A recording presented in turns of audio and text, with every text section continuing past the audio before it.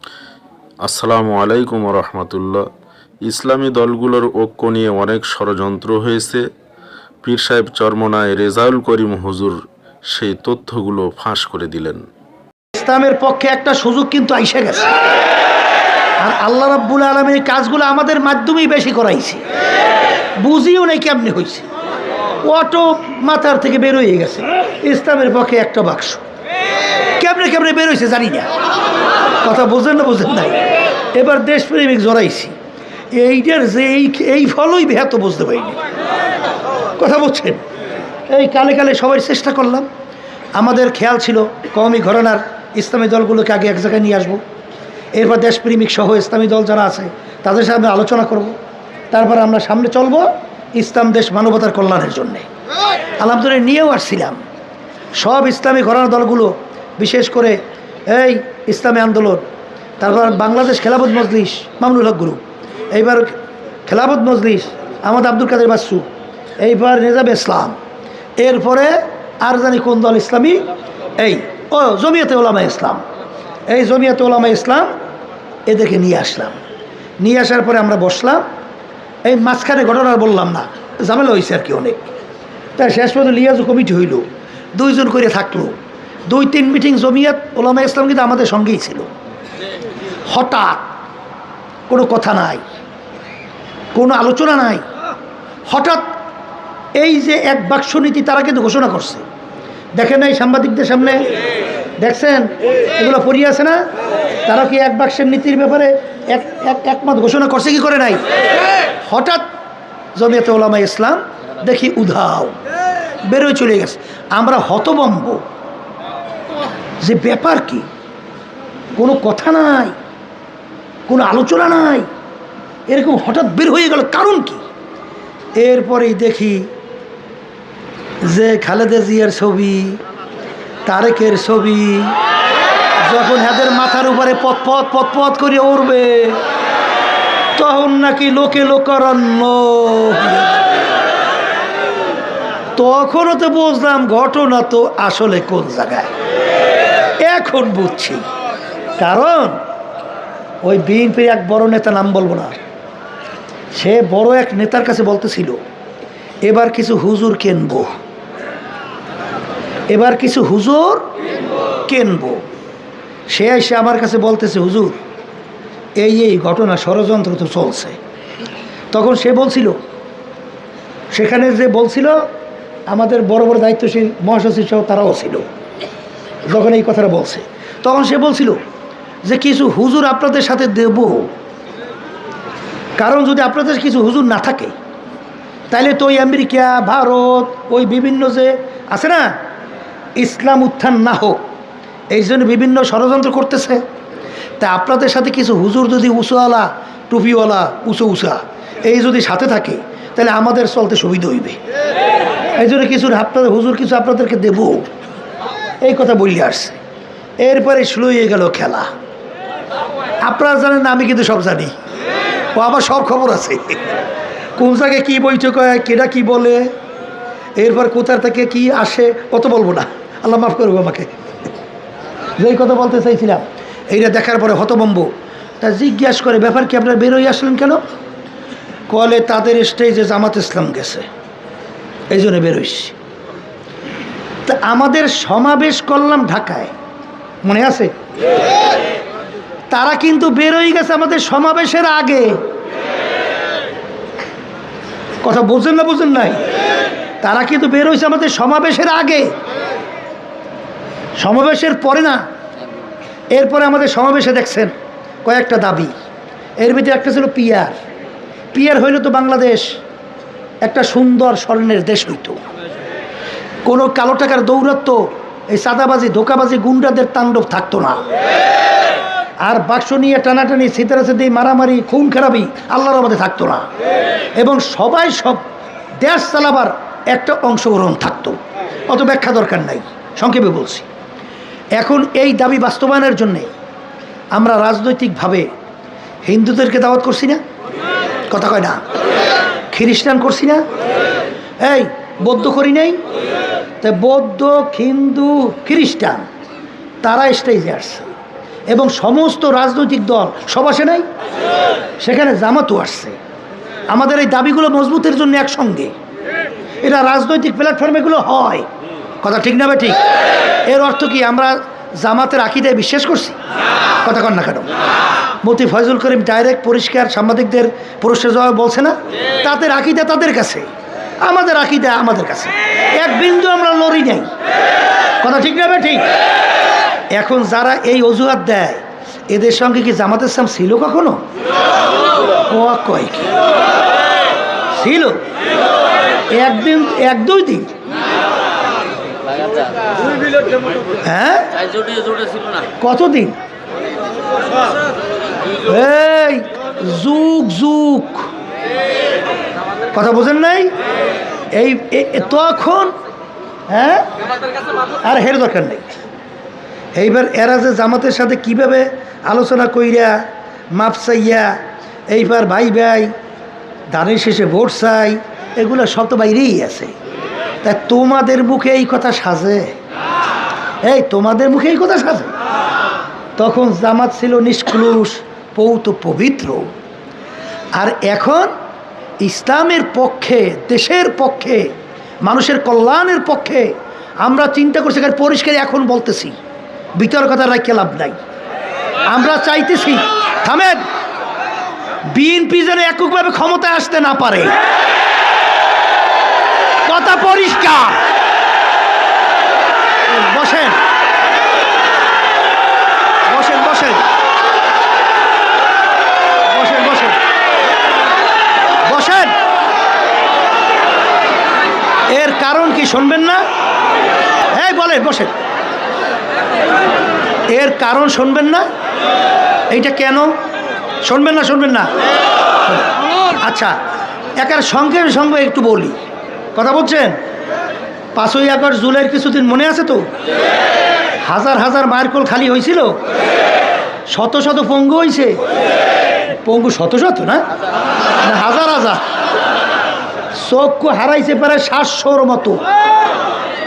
আরে আমার সামনে এসে দাঁড়াই রয়েছে, কি সুন্দর চেহারা, কি যুবক, টকবক টকটক টকটক করে।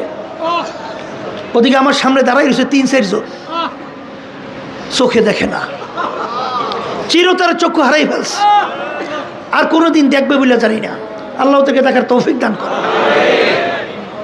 হায় হায়, এই হাজার হাজার উদীয়মান মেধাবী সন্তানগুলো আমাদের বাংলাদেশের ভবিষ্যৎ, হাফেজ, অনেক আলেম, আজকে এই অন্যায় প্রতিবাদে, দেশকে রক্ষার জন্যে, আজকে বৈষম্য দূর করার জন্যে, আজকে আমরাও তো সেইগুলির মুখে নামছি। কেন নামছি? এই দেশটার জন্যে, ইসলামের কল্যাণের জন্যে, মানবতার কল্যাণের জন্য, কথা ঠিক কিনা? কিন্তু এখানে কিন্তু ডালমে কুছ কালো হয়, কথা বলছেন? সেখানে অভ্যুত্থানের সরকার, প্রেসিডেন্ট থাকলে সংবিধান জারি, সংবিধান বিলুপ্ত হয় না। আর প্রেসিডেন্ট না থাকলে সংবিধান, তাই প্রেসিডেন্ট সরানোর ব্যাপারে আপত্তি জানাইছে কারা? আস্তে কয়, আর একটু আস্তে কয়। আচ্ছা, তো এই যারা গণ অভ্যুত্থান করছে, এই অভ্যুত্থানের এটা কি চাহিদা না উল্টা? আচ্ছা, গেল গেল। আচ্ছা, এরপরে আমাদের দাবি কি ছিল? মৌলিক সংস্কার, কথা বলে না? কি সবার দাবি ছিল? আচ্ছা, আমরা সবাই নামছি মৌলিক সংস্কারের জন্যে। এরপরে দৃশ্যমান বিচার, এই যে এতগুলো মানুষ মাইরে ফেলাইলো, এই দেশেটাকে পাচার করলো, পঙ্গু হলো, আয়নাগার হলো, পিলখানা হলো, এগুলো বিচার লাগবে না? এটা সবার দাবি কিনা? আচ্ছা, তাই সংস্কার, দৃশ্যমান বিচার। আচ্ছা, এরপরে হইল জাতীয় নির্বাচন, কথা ঠিক? এই তিনটাই তো। আচ্ছা, আপনারা কি দেখছেন? সংস্কার এবং দৃশ্যমান বিচারের চেয়ে জাতীয় নির্বাচনের অগ্রাধিকার দেশে কারা? আমি কিন্তু বিএনপির নাম বলি নাই, আমি কিন্তু বলি নাই। আমার আবার গালি শুরু করবে, আমি কিন্তু বলি নাই। কারা কারা? আচ্ছা আচ্ছা, এখন বলেন, এই বিচারটা দৃশ্যমান না হোক, মৌলিক সংস্কার না হোক, আওয়ামী লীগ আবার ফিরিয়ে আসুক, এইটা চায় কারা? এইটা ভারত চায়। ভারত কারা চায়? আবার জোরে বলেন। এখন আল্লাহ মাফ করুক, দিলের খবর তো আর জানি না, তবে তাদের কথার সাথে কাজের সাথে, ভারতের কথার সাথে কাজের সাথে কেমন জানি একটু মেলতে চায়। আমাকে সন্দেহ বাড়ছে, আল্লাহ মাফ করুক, এরকম না হোক এটা চাই, কিন্তু ব্যাপারটা কেমন যেন একটু সন্দেহ হয়, একটু সন্দেহ হয়।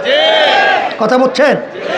ওই যে বলছি বিএনপি একবার ক্ষমতায় যেন না আসে, যখন আওয়ামী লীগ তাদের কার্যক্রম বিচার না হওয়া পর্যন্ত নিষিদ্ধ, এই জন্য রাজপথে আমরা নামছি। এইটার বিরোধিতা করছে কারা? তামসারা দেখেন, তামসারা দেখেন কারা? আচ্ছা, তাইলে দেশের যে মৌলিক পরিবর্তনগুলো, সংস্কারগুলো দরকার, এগুলো সব বাধা দেখতেছি বাংলাদেশের ভিতরে কয়েকবার দেশ চালাইছে। কথা ঠিক না? এখন আমাদের ভয় হয়, গ্রামে একটা কথা আছে, চুন খাইয়া মুখ পড়ছে, চুন খাইয়া মুখ পড়ছে। চুনের রং কি? দধি নিয়ে আসছে, দধি তো শরীরের জন্য ভালো, কিন্তু এখন ও তো দধি উছেরে না, চুন উছেরে না। যখন ওই দধি দেখছে, ও তো হঠাৎ আশঙ্কা হয়ে উঠছে, সর্বনাশ, খাওয়া যাবে না, আমার মুখ পুড়িয়ে গেছে, সরাও। কিন্তু ওটা তো চুন না, দই। তা এখন এদের এই কার্যক্রম ওই জুলাই, ওই 5ই আগস্ট, ওই নজরে দেখলেই আমরা স্যাপড়া খাই উঠি। আমরা যখন রাস্তায়, তখন দেখি আশরাফুল মাকুলুকাত মানুষ, তাদের মগজগুলো বাইরেই পড়ে আছে, মানুষগুলো পাখির মতো রাস্তায় পড়িয়ে রয়েছে। তখনও মায়ের কান্না বন্ধ হয় নাই, জোরে জোরে চিল্লাই চিল্লাই বলে, আমার সন্তান আজকে কয়েকদিন পর্যন্ত আমাকে মা বলে ডাক দেয় না। আজকে সেই আবু সাঈদের সেই 2 হাত প্রসারিত করে দেশের জন্য গুলি পাখির মতো লাগার পরে আস্তে রাস্তায় লুটে গেল, আমাদের দৃশ্য এখনো যায় না। আর সেই অবস্থায় এককভাবে যদি আবার বিএনপি ক্ষমতায় আসে, তাইলে আল্লাহ মাফ করুক জানি না, আল্লাহ মাফ করুক জানি না, আল্লাহ না ঘটাও, তাহলে বাইপাস রোড আবার কিন্তু সেই ভারত ঢুকবে, আবার কিন্তু সেই আওয়ামী লীগ সহ সব। আওয়ামী লীগ খারাপ না, আওয়ামী লীগের ভিতরে অনেক দেশ প্রেমিক মনে করিয়া হয়তো বা দল করে, সব তো আর খুন খারাপের সাথে জড়িত না। কথা ঠিক না? ঠিক।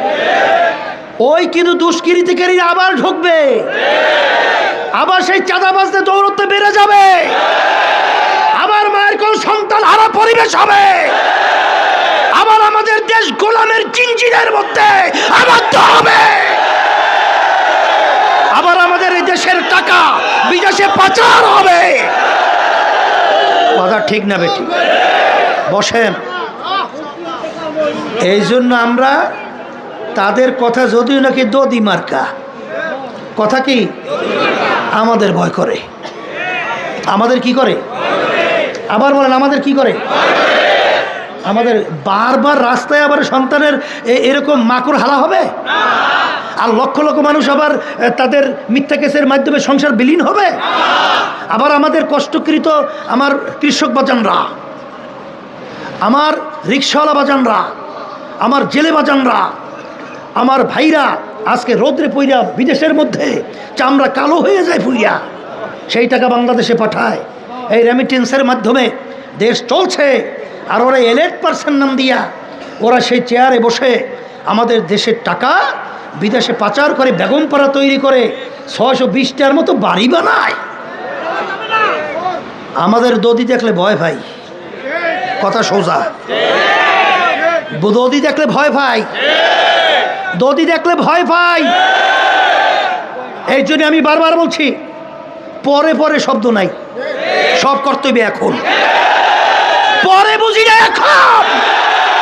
এই জন্য এখনের জন্যে আমরা আওয়াজ তুলছি আল্লাহর রহমতে। এখানে কোনো ব্যক্তি স্বার্থ নাই, দলের স্বার্থ নাই, আল্লাহ রাব্বুল আলামিন আমাদেরকে বিজয় করবেই করবে। তার আওয়াজ সারা বাংলার মাটি, সারা বাংলার বাতাস, গাছ পালা সব আজকে ইসলামের পক্ষে অধীর আগ্রহে অপেক্ষা করতেছে। আজকে ইসলামের বাক্স